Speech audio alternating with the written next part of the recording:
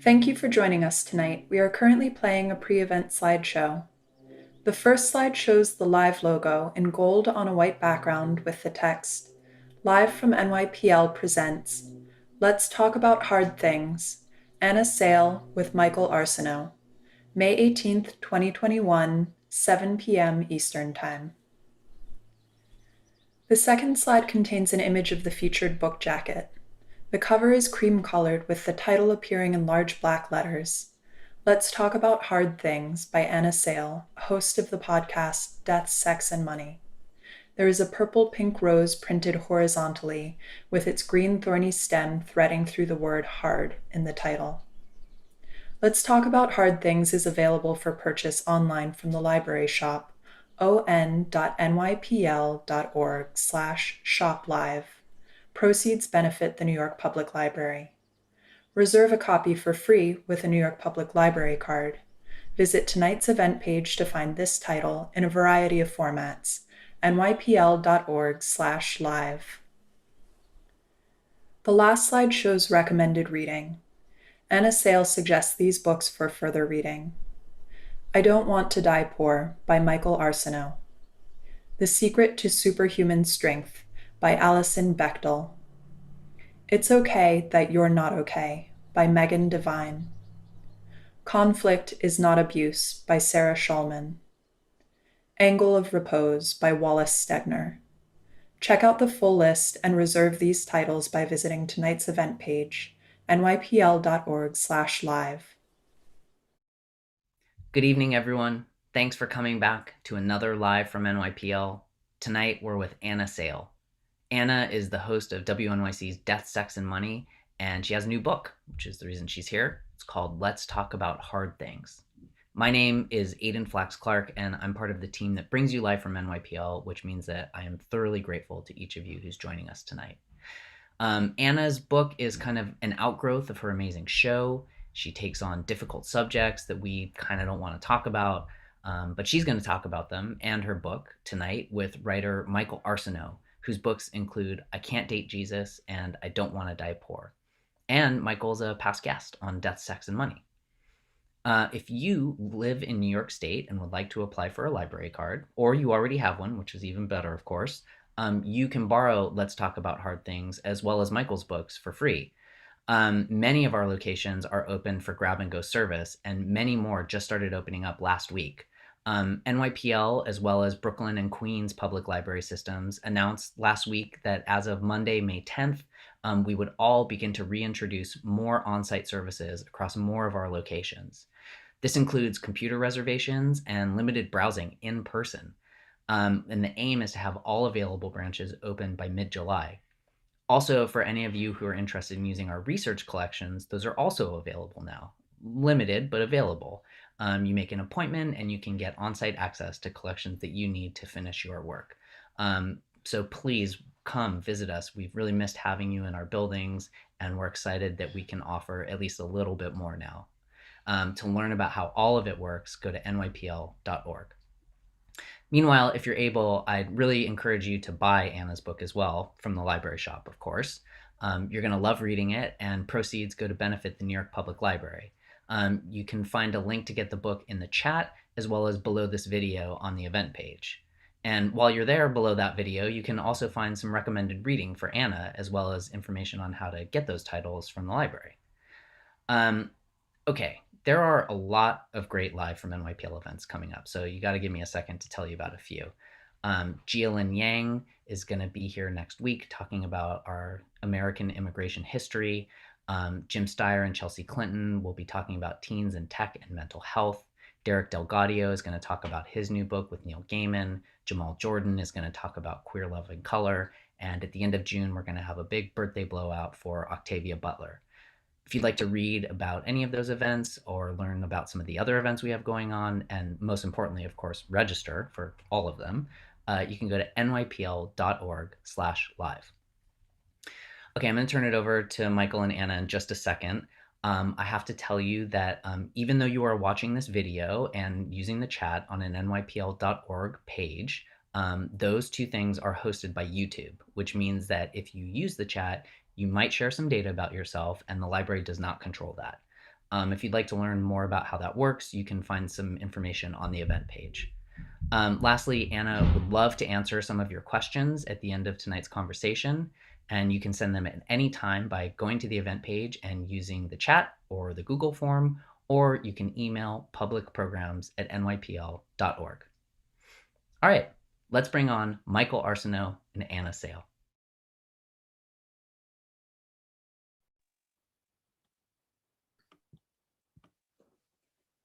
Hey, hi Anna. Michael. How are you? Foreplay. I'm good. How are you? Thank you for being here. Thank you to New Public Library for having us. Thank you, Dan, for that great introduction. And let me just say, because I was before this, I really loved your book, and I was revisiting it today and over the weekend. Of course, I blurbed it, but I just kind of want to give you a compliment to say what I really liked about the book, and sorry to people who aren't fortunate to at least to get to know you a little bit, at least been interviewed by you, it reminded me of why I liked you so much. And I mean that in like the simplest but most sincere way, in that it reminded me of what it was like to go on your show, because I think we both share the idea that, you know, it's not easy to talk about hard things, but ultimately you have to do it anyway. And I really wanted to just start off by complimenting you with the sensitivity that you brought to it, your own stories that you shared, and more than anything, you just have a genuine sensitivity to the struggles that people have and a genuine concern on how we can come together. And I think a lot of people genuinely want to do better, but I think, you know, as you can see, we all don't really have a lot of the tools necessary to kind of do that. And I really do believe this book is like, for anybody that can pick it up and read it, just to find a way to how to make things just a little bit easier with the hard things. So I just wanted to get that sappy but very meaning like compliment to you, because I just genuinely love the book, and looking at it over the weekend just kind of reminded me how much I just genuinely like talking to you. So I want to say that. And so I've looked up in some of the interviews, and I know people are reminding you how topical it is in light of COVID. But I wanted to ask first, just as a writer, around the time when did you sell the book? And as you read, you know, you did make some additions about what's going on. You did mention George Floyd. So kind of just walk me through that, because I was curious beforehand. I thought to ask you, but I didn't. When did you sell it? How much of it were you writing? And then when all of this happened, when did you decide to go back, and how much actual time did you have to do that? Yeah, I mean, I will tell you, Michael, I have spent a lot of time working on this book. I started working on it. I started developing the proposal maybe the end of 2016. Okay. And I sold the book in mid 2017. Oh, That was 4 years ago. So I yes. think for anybody who has a job and is also working on a book, if anybody tells you it's going to take 18 months, don't believe them. But if you say, I'm going to approach it like, say, for college, it's going to take as long as college did, you know. That's what it took for me. So the thing that was actually really wonderful about taking so much time is the book is divided into 5 big topics: death, sex, money, family, and identity. And I worked on each chapter in like a chunk. Maybe like I spent like a quarter, like 3 months each on the first reporting and writing. So some of the people in the book I first interviewed in 2017. But as I was revising, and I made the decision as I was fact checking, that what I wanted to do was to actually read what I had written to every person, share it with them, so that they could both make sure I'd gotten it right, and give me any updates. So that sort of led me kind of re-report on how people's lives had changed over the course of my reporting. So so I did that the end of last year. So after we've been, separated and in pandemic for a long, long time.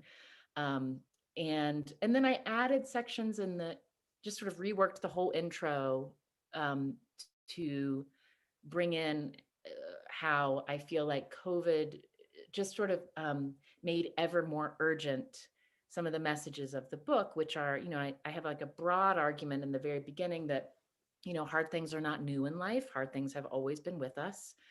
But I do believe, and I think this is something you've really written about beautifully, like because of the ways our economy and our society have changed, what used to be, we used to kind of be able to lean on institutions a little bit more to help us through.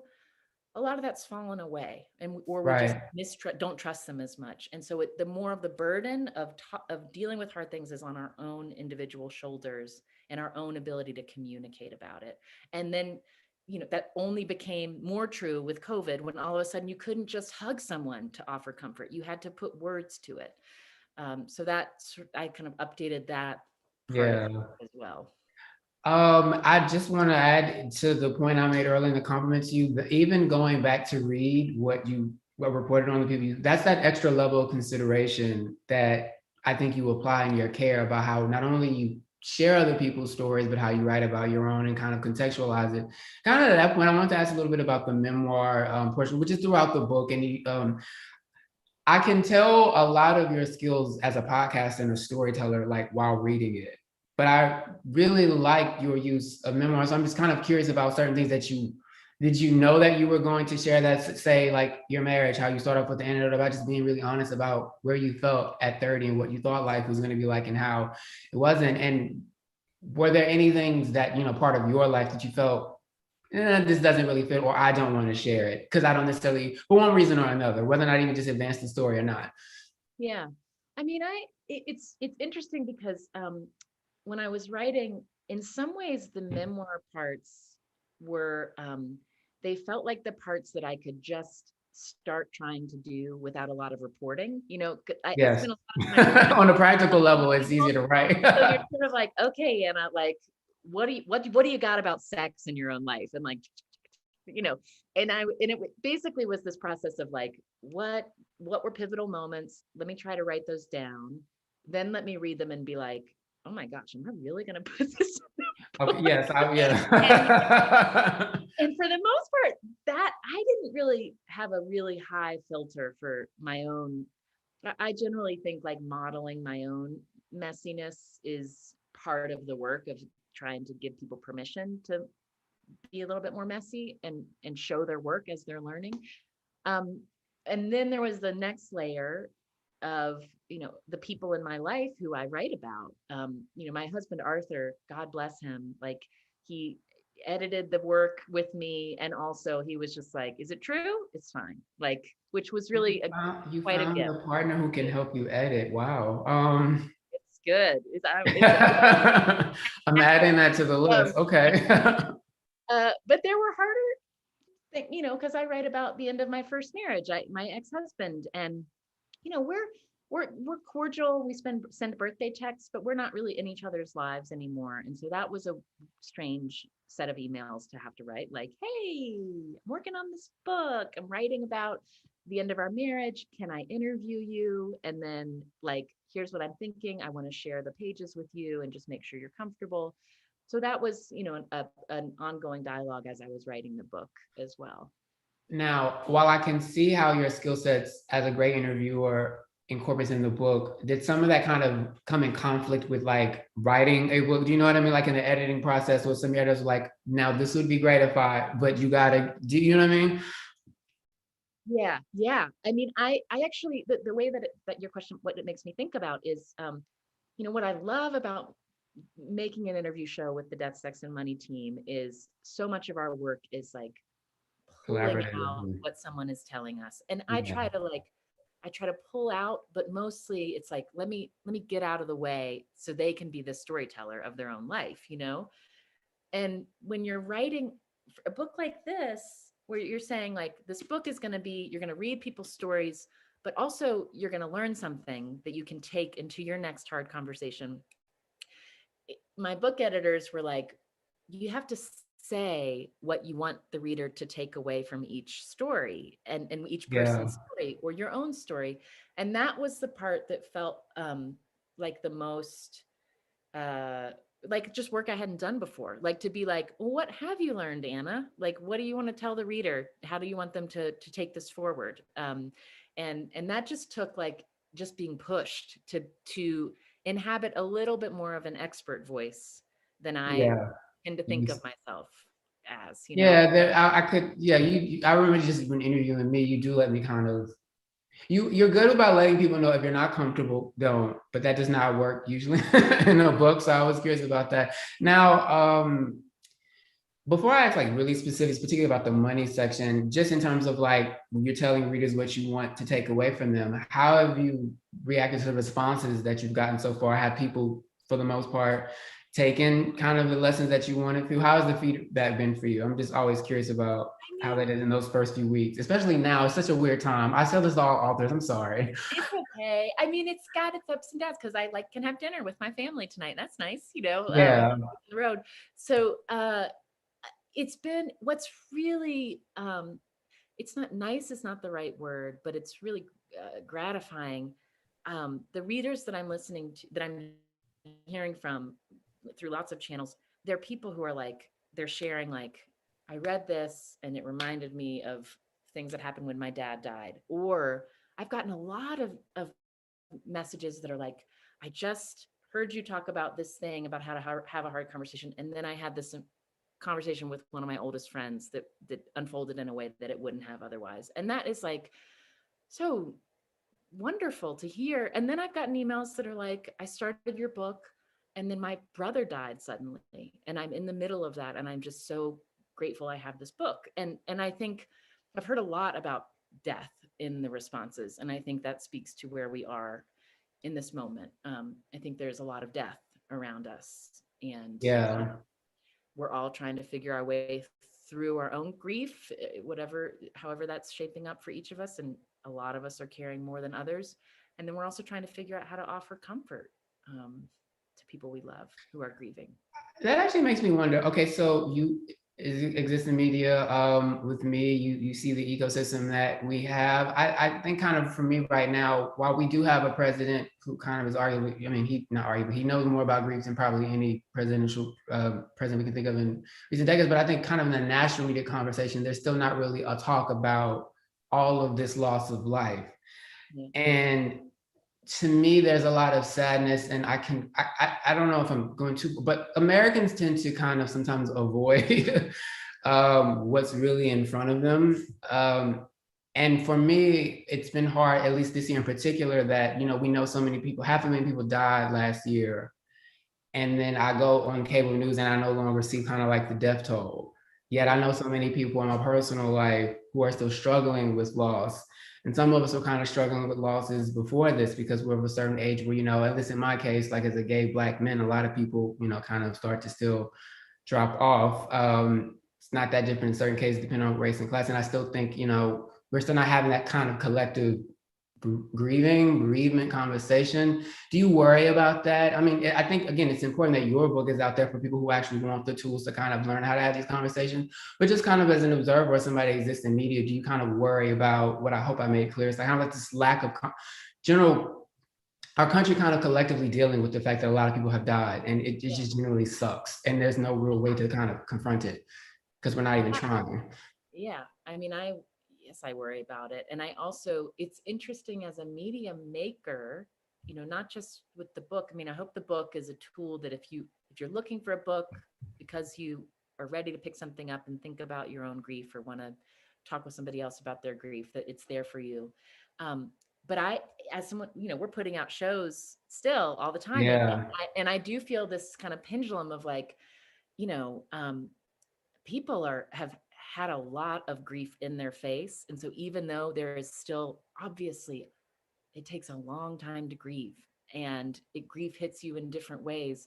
There is still this like, everybody wants to move to hot back summer, like Yeah. everybody wants enough with the sad. And so I think it's, I just think what we talk about on the show is just like, how do we just kind of do that mix of like, where you're not just like, and here's another hard thing to stare into the abyss about, but like weave it in.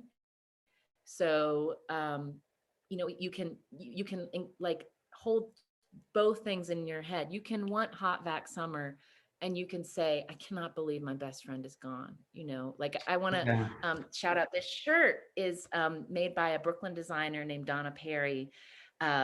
Courageously Curvy. You can find her on Instagram.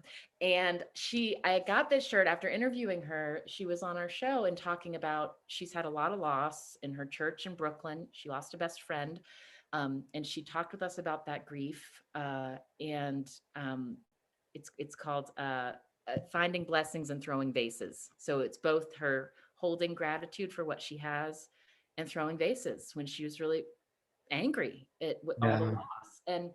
And then at the end of the episode, she says, but I just tell people, you got to make those calls to the people in your life. Oh, she didn't call me and she didn't call me. She's like, you just got to call because it's up to you to die empty. And that's like, I love walking around town with this shirt on because it's interesting. I love the gist of that sentiment. Another fun topic is money. I wanted to read this quote because part of money is like oxygen. It surrounds us, flowing in and out of our lives. And when you're short of it, nothing else matters, which I just wrote a book out on it, of course, so I get it. But I also wanted this part, we avoid and evade because even in a time of surging income inequality, no one wants to be an outlier in America. Most of us want to present ourselves as part of the honorable, hardworking middle class. Even rereading that made me think, because I've only now really this year had used the language to say, you know what, I kind of grew up poor and abused. But particularly where poor, you feel like you're insulting your parents. It was actually a parent that used it, and I think even now, when everyone's so excited to the point about hot back summer, we're like, oh, it's like the roaring 20s. And in my mind, I'm also thinking, well, collectively, yeah, we're all going to go into hot back summer. And ideally, it'd be like the roaring 20s, except a lot of people are still broke, and they were really broke before this. And I think that is another issue people don't really want to talk about yet.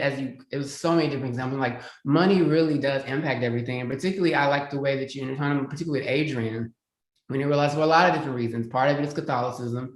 I relate to that, but it's also like your wife, education, money. All of these things kind of complicate relationships. But just to kind of go back to the money part, I think in the same way we don't want to talk about grief, I also feel like we don't talk about, not necessarily how broke everyone is, but how a lot of people are really struggling. Like we've been talking since a little bit everything. I left New York. You can see homelessness everywhere.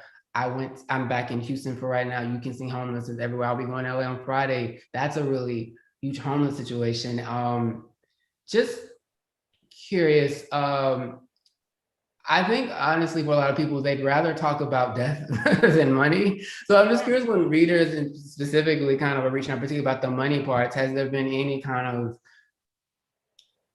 how do I put it? Yeah, like just, has anyone been like, you've made it easy for me to talk about money, or have people really just still been quieter to talk about that part? Because I'm just really curious, because even for me as an author, the responses to my first book was more about identity, specifically in religion. This was about money, which actually, to your point, impacted every facet of my life, even more so. But the responses I get are still people who even want to relate. They're like, they don't want to share completely. They're so private, I will say the thing that I've heard from a lot of people about the money chapter is people who have been in a couple different people who've been in long-term relationships, like married for 20 plus years. And they've said, if I read this book 20 years ago, it would have saved so many fights in my marriage. It would have just given us a vocabulary to say, oh, when we're fighting about this, we're fighting about this. As you mentioned with your first husband in the book. Yeah. And look, with my second husband, I fight with all my husbands. But I've gotten better at saying like, oh, the reason I'm seized up around this purchasing decision where Arthur, my husband, and I are trying to make, it's because I have this part of me that like, I get really anxious, and I have these cultural values around spending money on things that aren't on sale, or are, if anything is like a little bit fancy, it's like, oh no, we don't do that, Right. And sometimes my husband will say like, I would like the fancy thing, and we're gonna get, and so then I have to go through this whole thing and be like, okay, maybe I can reimagine that maybe it's okay to have a fancy thing. So I mean, to your point that you brought up so much there. I think that line about we all want to, part of the reason we are so bad at talking about money is because we're afraid if we show a little bit more of our cards, we're going to show that we're an outlier. And you can see in polling data in the US, like even though the middle class has gotten smaller, when you look at income levels, if you define it that way, people's self-identification with middle class has not. So we still, we're having inequality surging, but we still self-identify. And so you want to look like you are part of this whole. So if you start showing your cards, people at there's, for example, me talking about writing about, I went to college and I don't have student debt. My parents paid my way. And to say that out loud, I'm like, oh, are people going to think I'm like a little bit, what's that going to do as far as how they judge me? Or if, you're somebody who you're aware that people in your field, like in our field in media, there are people who are doing well and there are people who are not doing well based on just how their work situation is. And it can be so hard to talk up to your colleagues who, are like, doing fine with their staff jobs when you're a freelance person, because you don't want to look like you haven't got, that you just want to show that you're keeping up with the Joneses. But my argument in the book is like, and part of what I just love, what you have, sort of led the way in so much of your writing, it's like when we don't talk about how our money is working in our lives, here are the larger political forces that go scrutinized or interrogated, right? Like because, and you also are left with fewer tools, because then you're not talking about like, what are you doing with this weird thing with our, how are you doing retirement? There's not pensions anymore. Like, how does that work? You've got to like figure out how to have those conversations on an informal basis to help each other. Retirement, I get sad. I'm kidding. I'll be okay. Ruth, I was going to ask a specific, but something you said made me think about a question I meant to ask earlier, just about you being from West Virginia and how you write about it. You mentioned like you come from like a nice family, you didn't have to take out like loans and stuff, but at the same time, again, I think because of the state you're from, you're able to see what everyone else is look like, and you actually make the effort to pay attention to your surroundings and see people. Does that make I sometimes don't know if people realize the class bubbles that they live in, yet you seem like you really have had an idea this entire time. And I know part of that is because you grew up in West Virginia, just because of like the region. Also, you know what it's like for other states to kind of look the way with you, which, forgive me, I forgot Steve Harvey was from West Virginia. So you and Steve Harvey, wait, are you there? Yes, there you go. You froze for a second. I was like, what did I say, Steve? But can you tell me a little bit how like West Virginia kind of just influenced your writing and thinking?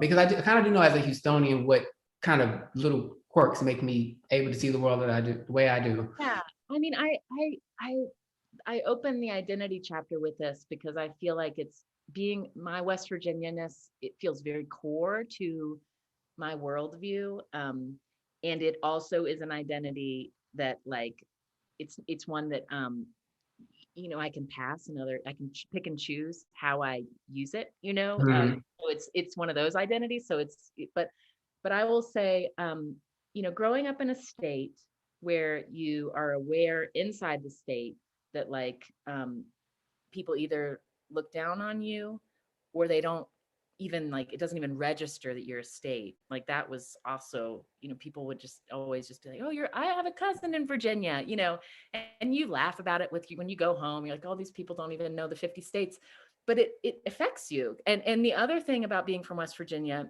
specifically is like, we were a place when I was growing up where we would talk about out of state landowners. We would talk about out of state coal companies, out of state chemical companies, out of state gas companies. And so you had this feeling of like, oh, these other elites are the ones who are in charge of our destiny. They are in charge of whether our kids can continue to live in this state.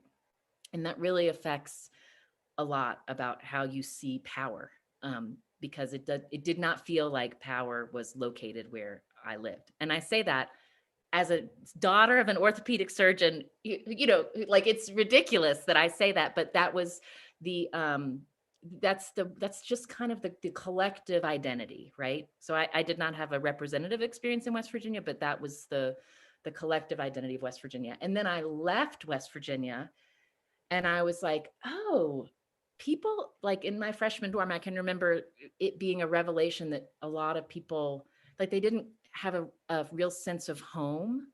And I was like, oh, where I am from matters to me. And then I became one of those obnoxious college students who was like, let me tell you about my West Virginia identity, and listening to bluegrass music and wearing my West Virginia t-shirts everywhere I could go, so it became this real way of expressing my own sense of otherness, of like, I'm not that, I am this special thing.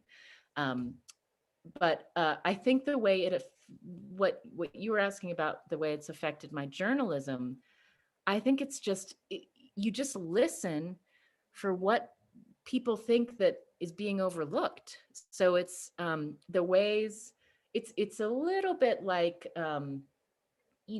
having an ear towards the underdog, but um, also like, I'm really aware of what it feels like to feel essentialized and misunderstood. And so I don't want to do that. And I know I do Yeah. do that moving through the world, but I want to like set myself up to keep checking myself with my journalism. I know we're gonna get audience questions soon, but I had two things I wanted to ask you about because I think they were really hard truths that were good for people to read, even if inconvenient. The first, with Karina, the therapist in Cali, who says, and in many conversations, context like family, to just because you're having a conversation, that's just mean you're going to get closure. And I think I'm poorly paraphrasing, but a lot of people do think that just because you actually bravely in a lot of ways have these difficult conversations, that it might necessarily yield you the result that you think, or like some outcome or some closure. And I and many people can test, and so like life don't really work that way. So I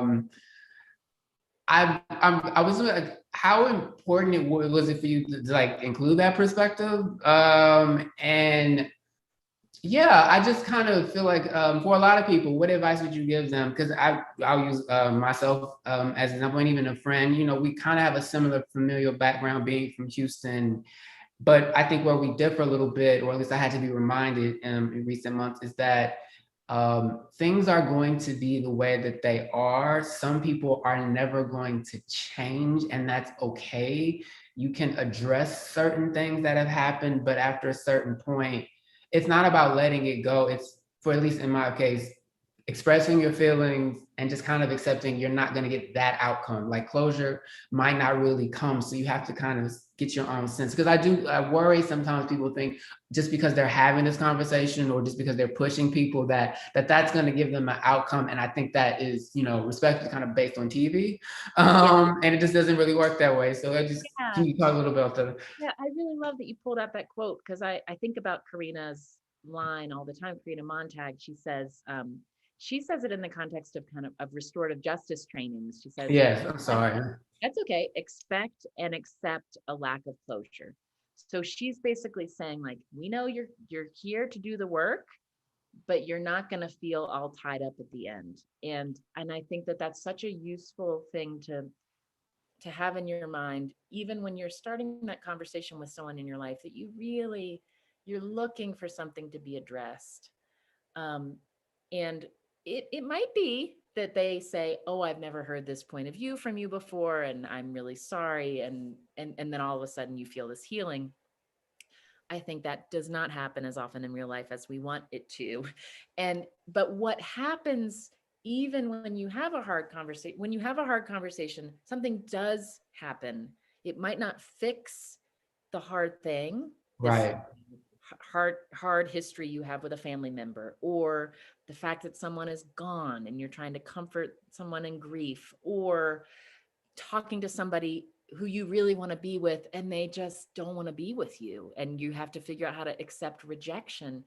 The reason to have a hard conversation is to get more clarity, ultimately, and then you can decide what to do with that information that the other person is giving you. It could be, okay, I see the limitations of this family member, and I see it, and I'm just going to do with that what I can. Like, that means I can talk about them with this set of things in my life, and these sets of things I can't. Or it could be something like, I just need to take a break from this relationship, but I tried.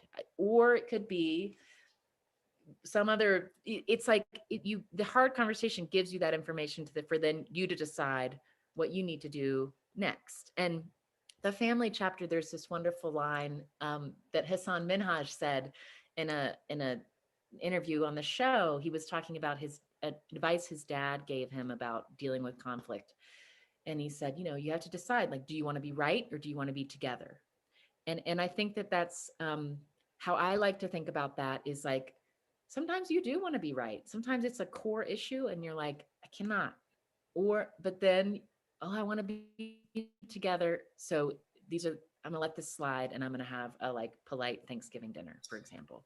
I love that quote, and it is a daily battle on when to employ it. Well, not daily, but some. Yeah, yeah. Another one that Ann Powell, I hope I'm not messing up her name. I thought that was another difficult. Well, not difficult. Well, it was difficult in that she was very honest about how your identity. Sometimes the consequences of your identity are outside of your control. In this case, when she's, there is the exchange about how she's, talking with white tourists and educating them in that burden. But I mean more specifically in the context of, Native American girls are more subjected to sexual and physical violence, particularly from white men. There's a certain danger, or Native American men are more likely to be in prison, and as she uses her own son example for, I think it was 3 ounces of weed. And what that led to, and Prison, because he was on and, trial. Yeah. and you mentioned how you were repeating back her words too, and there was their own little lesson there about how like those words can matter. But what I just also kind of like a compliment, a comment that we can speak to. I thought it was really important that you, in noting that your own correction about like that power dynamic. More importantly, you were kind of helping explain in really specific terms for maybe a group that doesn't necessarily get to talk about it, like how just being the burden of being an other. I was just like reminding people of the burdens of otherness, and how much, some groups still carry more of that weight than the rest of us, and how can I put, it reminded me how much it sucks to be born to be different and how difficult it can be to be as blunt and dark about just being honest about it. But I found it really still encouraging, might not be the best word, but yeah, maybe like it that someone like you was able to write about it so thoughtfully and carefully, and in a way that frankly I want to say I wish more white people did. So I just wanted to say. I really, that means a lot to me, because that when I start, she's the first person you meet in the identity chapter, and the whole time I was writing that chapter, I was like, what are you doing, Anna? Like you've really, this is a big project you've taken. Can I say a little bit about Ampo? I love her.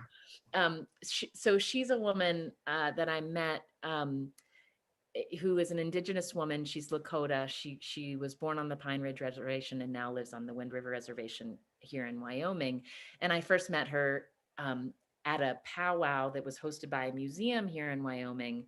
And she was sitting in a teepee with the flap open, and her job, she was paid to sit in the teepee for the tourists who were coming to the powwow to just answer any question about Native American people, indigenous people in America. And I was like, who are you and why are you doing this? So that was like how I got to know her. And then that started our series of conversations. And, the thing that you pulled out, what I wanted to emphasize was, when she is talking about indigenous identity, she is like, has such an enormous, like, there's so many layers in which she has to have that conversation.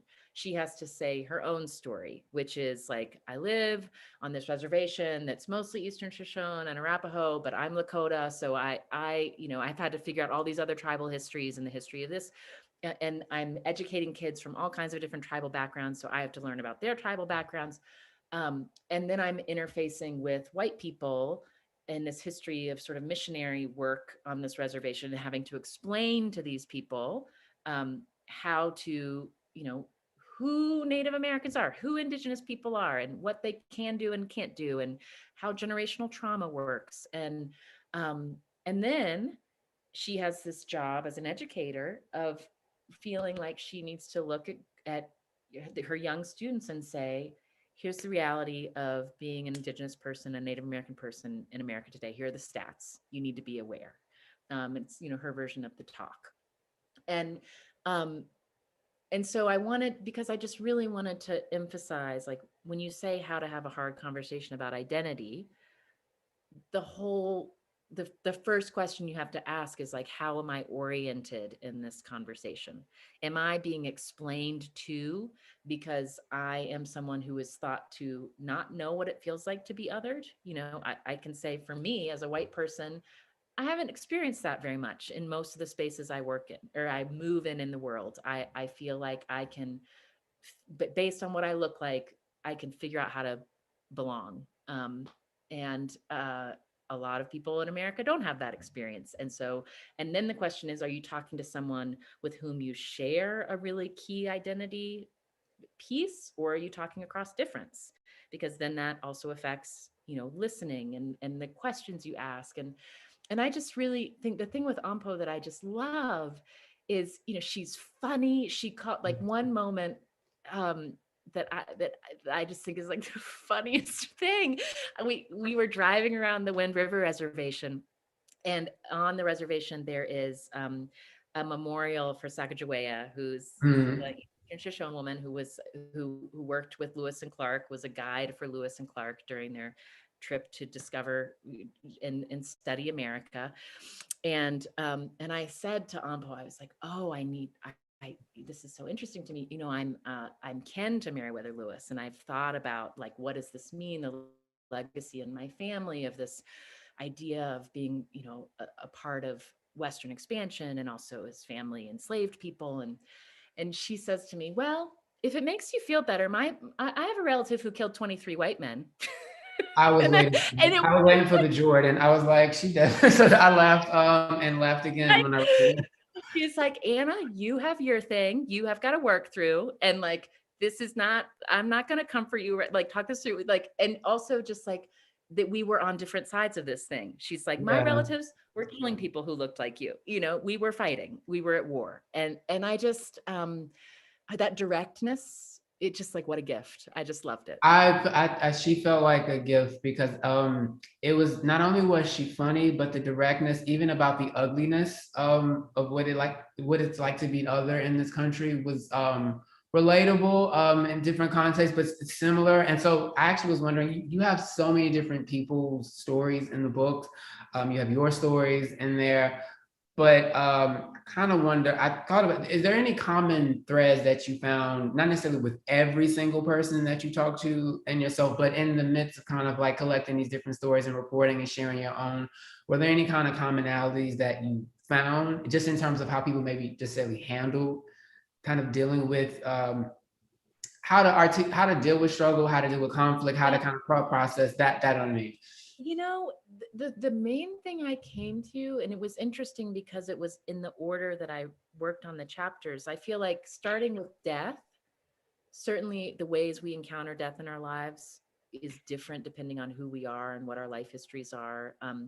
But there's also something very universal about death. We will all one day not be here. And when people, you know, people we love who are here are then not here. So there is something that is like, when you say grief, there's something, there are universal threads there. And I felt like as I kept working on sex and then money and then family and identity, what I was really working on was, these conversations are hard because you have to make room for that gap of difference. And you're not going to be able to use words to kind of paper over it. You know, you have to, for me, what I came around to was thinking like, so much of these hard conversations is about making the space in your mind and in your worldview to say, that person's reality is really different from mine. And I'm going to hear them and accept it as true, and also accept the limitations I have to intuit what that must be like. So that's why I need to listen, you know? And I think that's true in identity, but it's also true in money. Like the money conversations, talking about part of the reason we don't talk about money is because if you start uncovering the ways you're different, you want to kind of like be like, oh, well, I'm sure your dreams are all going to come true and everything's going to be fine. Like you don't want to just, you want to be able to comfort that material difference. And in Yeah. fact, you have to look at that material difference to understand how our world is working. Like you can't look away.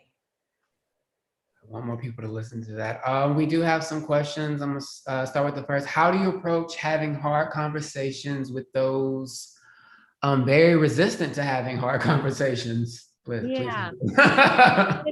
I've gotten this question a lot. And I think that like, you know,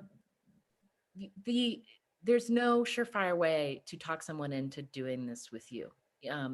There is, I think you can be deliberate about the groundwork as far like what are the first words you use when you are trying to say to someone, I want to talk to you about something that's important to me.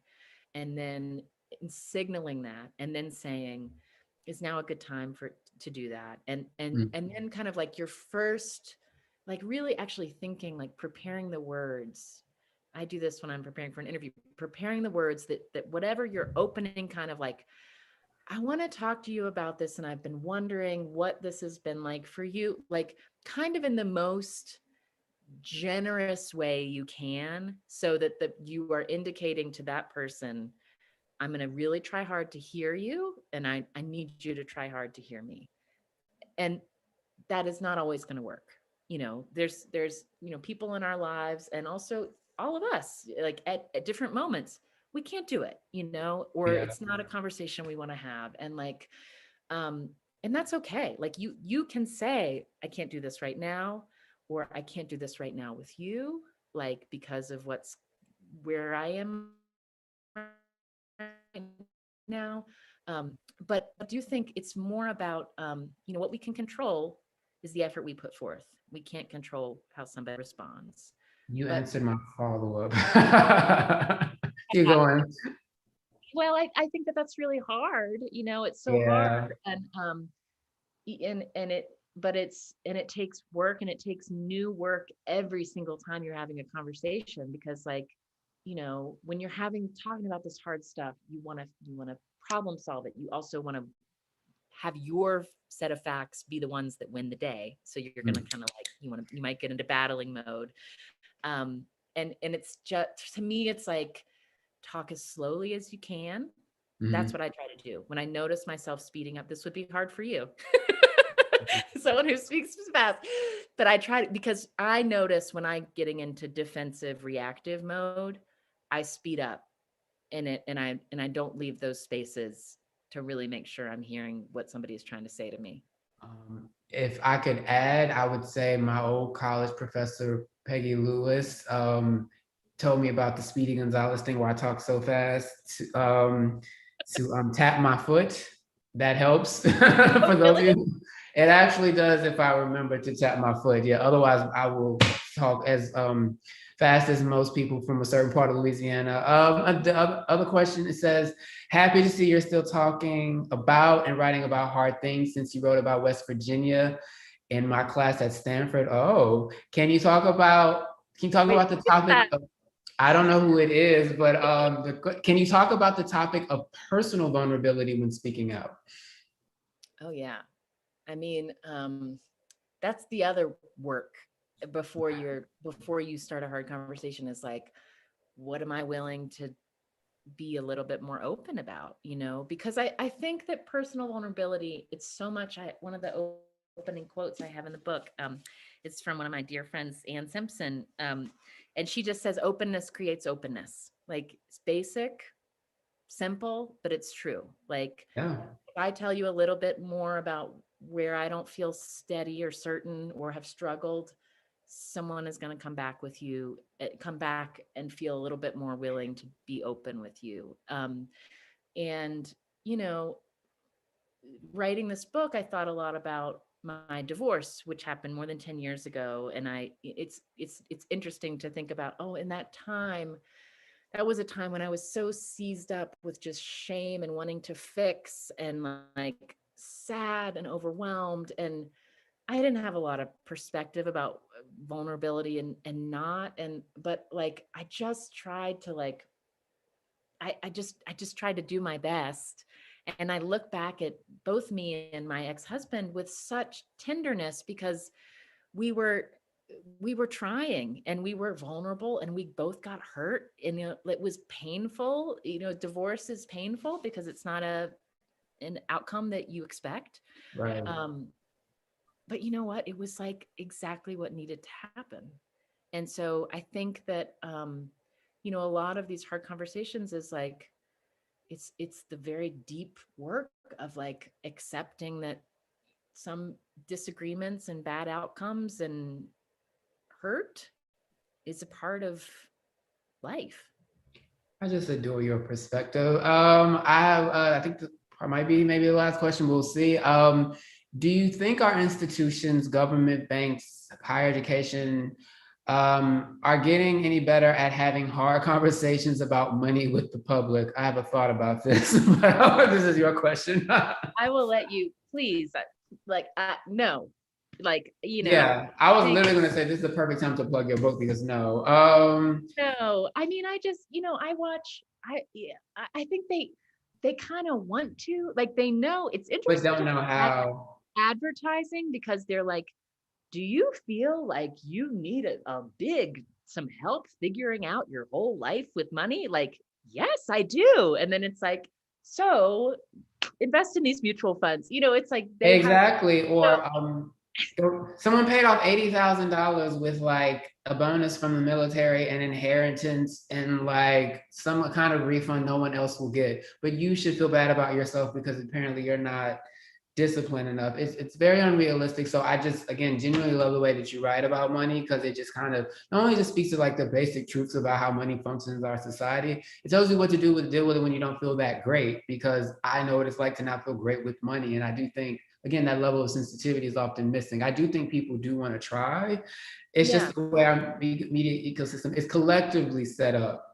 It's not enough people who I think like you are just willing to look outside of their bubbles and just kind of maybe just really meet people where they are and just kind of talk more practically about things instead of kind of just assuming a money mutual fund will make your life better if you can get it or whatever. I mean, like one thing else I want to say is like, and something I think you have done really well in all of your writing about money is like, the ways our money lives are constructed they are created by systems, and they are structural, and we are also individual actors within these systems. So figuring out what are the sets of feelings that I need to have when I can see that these systems are like not working, but also I made these choices. So what do I feel guilty about? What do I feel mad about? Like and all of those feelings, like that is part of what happens when you have an honest conversation about money. Like our political debates around money want to sort of pull us to one or the other poles of it's all systemic and structural, or it's all about personal agency and our choices. When it's both, and I interview a woman who I just love. I wish she was president of the world of talking about money, named Danielle Munoz, who works at Sacramento State University and in student assistance. And she told me, she sees a lot of students who are just struggling. They can't pay their rent. They're struggling to get their tuition covered with, cobbling together assistance and loans.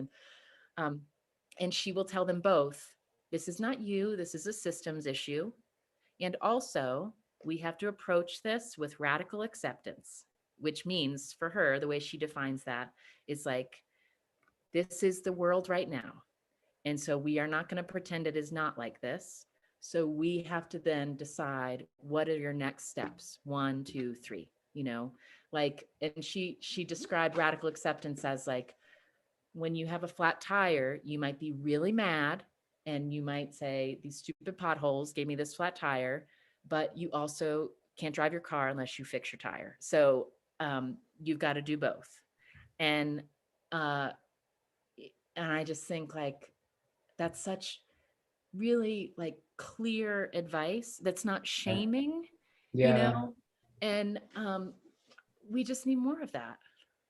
So much shame, says the ex-Catholic. I'm going to combine these questions to a question. Do you see big generational differences with our comfortability broaching certain topics? And I'm going to combine that with the question of how do you prepare your own kids to have hard conversations, no matter the topic.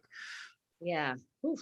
I mean, certainly I think that like we can all see like generationally we're primed in different ways of what's comfortable to talk about in public and what's comfortable to share. But I will tell you, some of the most like graphic conversations I have had about sex and relationships have been with older women friends who just don't give a f. Like they're just like they're just ready. They're like, here's what I went through, and I'm going to tell you. And if Older women you talk about show up sex in their in gay lives as ways. someone, oh, they when they can see you are going to listen, they will talk. So I love that. So I don't think it's a general rule. It's about just, figuring out, kind of responding to prompts and signals and paying attention to what kind of conversation might be possible. And that's the same thing I've found as a parent, I have very young kids, 4 and 2. And I'm like, let's talk about death. I mean, like, I'm ready. Like, I want to like introduce these big concepts. And, it comes up and I'll be like, oh, do you know her father just died? We're remembering him right now.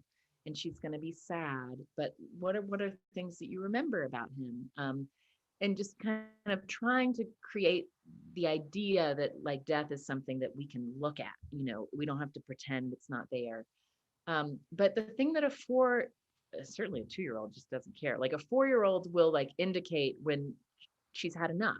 Like I'll be like wanting to, and she'll be like, popsicles, they just like, they're done. So that's also good training for like any conversation, when it's the juice has been juiced for what's can come in that moment. You've got to like, okay, we can revisit this later. Love 4-year-olds. It's been a pleasure speaking with you. I am so used to you interviewing me. So this is different. I hope I didn't let you down, but I just want to once again compliment your book. I just generally, again, think you've made a really great contribution.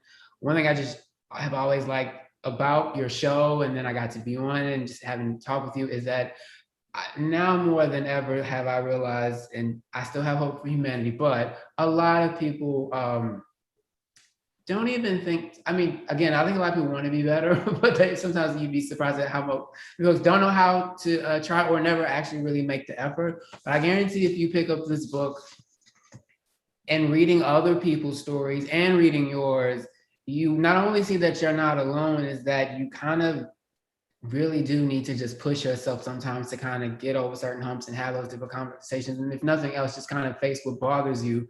Because I know the reason that we all kind of deserve comfort in like these crazy, crazy times. But I loved your book so much. It reminded me so much of what I've always liked about talking about you, that level of sensitivity and thoughtfulness that I wish more people applied. It's been a pleasure talking to you.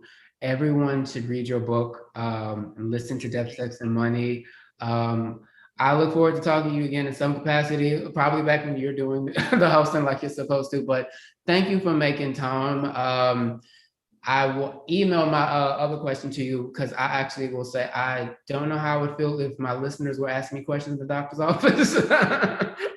But I think that's also a testament to, you make people comfortable. This made me feel like a Mary J. Blige album. Like even if I get a little sad because of my stuff that I relate to, I'm bopping at the end. Yes. Oh, that is. Yes, it gives me sad, happy Mary. So I was trying to figure out how to get that. That's exactly how I want to say it. Thank you, Anna. Thank you, Michael. And congratulations again. Thank you. Thank you to everyone watching. I gotta remember the host.